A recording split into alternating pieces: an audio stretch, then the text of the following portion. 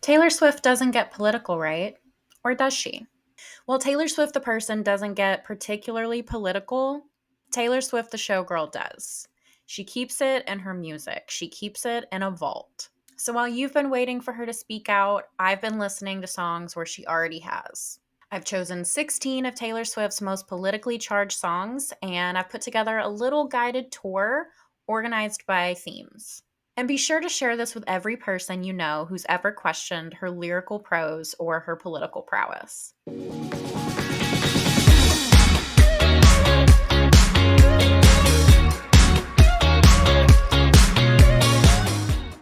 Now, the first theme we have is feminism and sexism. This is the political theme that Taylor discusses the most in her music. For the songs, we have Mad Woman, The Man, I Did Something Bad, The Albatross, All Too Well 10-minute version, and Cassandra. Cassandra. These are songs where Taylor chronicles her journey with feminism. It has been a journey. She did not wake up a feminist.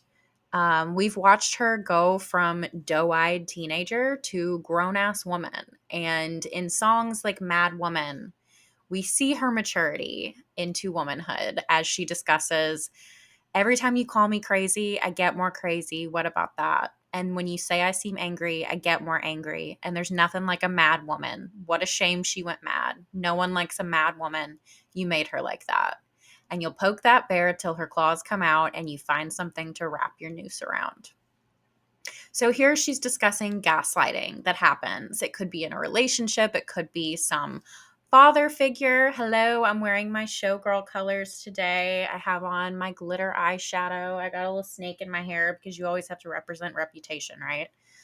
Yes. But she's essentially talking about being gaslit here, which is something women know and understand all too well. Speaking of all too well, she also discusses, of course, there's fuck the patriarchy, keychain on the ground.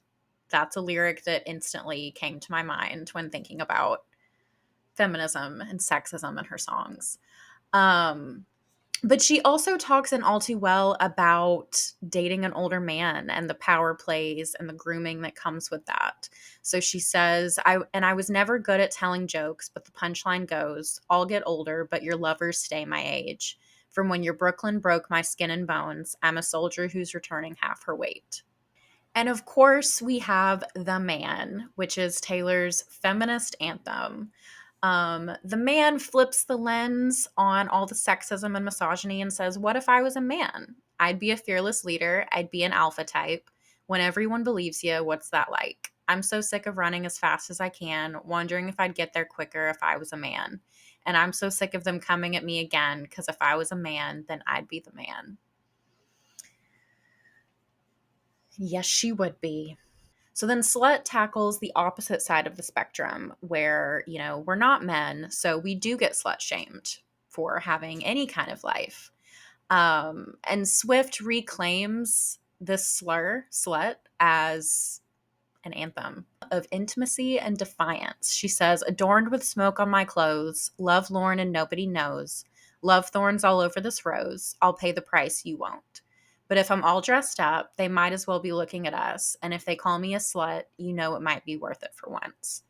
This actually, I did not include blank space in this. And that's a choice. But I thought slut better encompassed, blank space is kind of the commentary on Taylor Swift, the person, the showgirl, whatever you want to say. It was a sarcastic commentary on the way she's perceived in the media. Slut, on the other hand, is more encompassing of the female experience. And she actually, it was one or the other, putting them on the album, and she went with blank space. And I don't think we were ready for Slut. I'm on record saying that.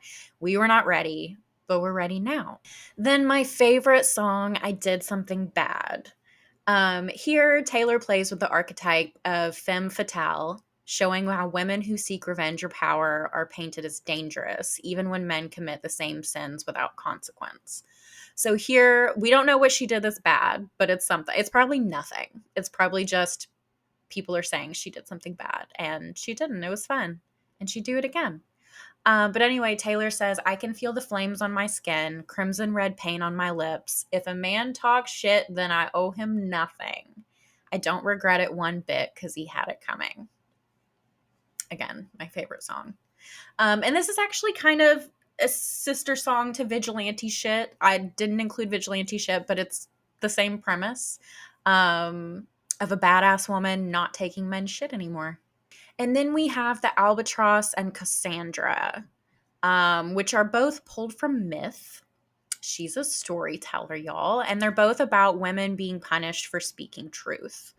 In the Albatross, she says, wise men once said, one bad seed kills the garden, one less temptress, one last dagger to sharpen. Locked me up in towers, but I'd visit in your dreams, and they tried to warn you about me. Cross your thoughtless heart, only liquor anoints you. She's the Albatross, she is here to destroy you. Devils that you know raise worse hell than a stranger. She's the death you chose, you're in terrible danger. So the Albatross is a fun little commentary, again, on the way Taylor is perceived, being a noose around a guy that she's dating, his neck. She's being blamed for Travis Kelce and the Kansas City Chiefs sucking at football. So she's not wrong. And women get blamed for all kinds of things. So Taylor's onto something here. And then in Cassandra, she says, when the first stone's thrown, they're screaming. In the streets, there's a raging riot. When it's burn the bitch, they're shrieking. When the truth comes out, it's quiet. So they killed Cassandra first because she feared the worst and tried to tell the town. So they filled my cell with snakes. I regret to say, do you believe me now? Now, of course, this is a song about Kanye and Kim Ye. You can look at it like that. There's also a bigger message here of not believing women when they tell the fucking truth. And when the truth comes out, it's quiet. Now, our second theme is about losing the battle but winning the war. For these songs, I have Change, Only the Young, Miss Americana, and The Heartbreak Prince. So Taylor, actually, there are some lyrics here that mirror each other very well. So in Change, and I'll read all this in a second, but Change, so we've been outnumbered, raided, and now cornered. It's hard to fight when the fight ain't fair. And Only the Young, she also talks about being outnumbered. I don't have that lyric in front of me, but I know she does. And then in Miss Americana and The Heartbreak Prince, my team is losing, battered, and bruising. So there's a really consistent theme. So Change was, I believe, Fearless. Don't come at me if that's wrong. It's a deep cut. Fearless, early in her career, teenager.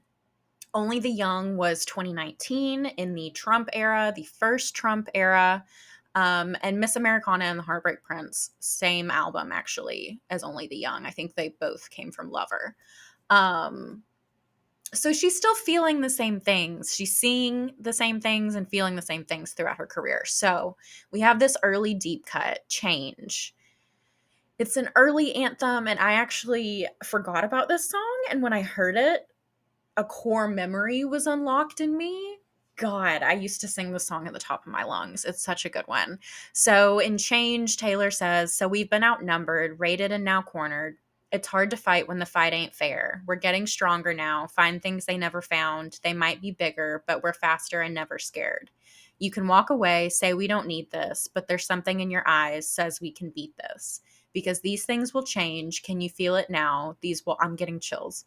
These walls that they put up to hold us back will fall down. It's a revolution. The time will come for us to finally win, and we'll sing hallelujah. We'll sing hallelujah. Then going to Only the Young. I love Only the Young. I think the Biden campaign used this in 2020, and it's just a powerful song. She's essentially passing the torch to Gen Z, to the young people, and saying only the young can run. So she says, and the guys, these lyrics are everything. And the big bad man and his big bad clan, their hands are stained with red. Oh, how quickly they forget. They aren't going to help us, too busy helping themselves. They aren't going to change this. Change. We got to do it ourselves. They think that it's over, but it's just begun. Only one thing can save us, only the young. And then in Miss Americana and The Heartbreak Prince, she takes American politics and the battleground of it all and puts it in a high school setting. Very Taylor Swift of her, very Miss Americana. And this is an important song because Taylor has been pointed to as the eugenics queen, right? She's white, she's blonde, she has blue eyes. And for a long time, she was conservative. People thought she was conservative. Um, until, like the best of us, she did some research, and once you know better, you do better. But here in Miss Americana and the Heartbreak Prince, we see glimmers of hope. Even though we're losing the battle, Taylor still believes we'll win the war. So here she says, my team is losing, battered and bruising. I see the high fives between the bad guys. Leave with my head hung. You are the only one who seems to care. American stories burning before me. I'm feeling helpless. The damsels are depressed. Boys will be boys then. Where are the wise men? Darling, I'm scared. These two songs really, I think, encompass her most politically charged lyrics to date. And of course, we have Showgirl coming out. I'm filming this before Showgirl. This is Wednesday. Yeah, this is Wednesday before the Friday it comes out. So I might have to do an update. And then, of course, Taylor talks quite a bit about aging and the Hollywood machine. So, Nothing New and Clara Bow are the two songs I picked to best represent this theme. In Nothing New, Taylor voices the fear of being discarded, of becoming invisible once she's no longer the new shiny thing. And we've seen her battle with this, right? And Nothing New was on the red vault tracks. So Taylor's been feeling this way for a long time, right? Before Clara Bow came out, which I'll get to in a second. So on Nothing New, Taylor says, they tell you while you're young, girls go out and have your fun. Then they hunt and slay the ones who actually do it.